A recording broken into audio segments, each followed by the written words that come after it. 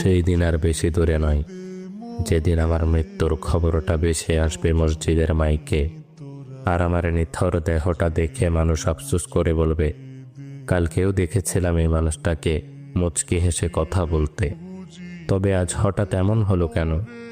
আহ, মানুষটা বড্ড ভালো ছিল।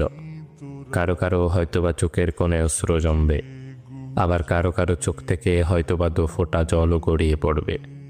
আবার অনেকেই খুশি হয়ে বলবে, যাক, ভালোই হলো, আপদটা বিদায় হয়েছে। বেঁচে থাকতে কি কম জ্বালিয়েছিল? ব্যস্ততার কারণে আমার অনেক কাছের মানুষরাও হয়তোবা আমার জানাজায় উপস্থিত হতে পারবে না। আবার অনেক দূরের মানুষও শত ব্যস্ততার মাঝেও ছুটে আসবে আমাকে শেষবারের মতো বিদায় দিবে বলে। লুকিয়ে থাকবো আমি 3 টুকরো সাদা কাফনের আড়ালে, কেউ কেউ ছুটে আসবে আমাকে শেষবারের মতো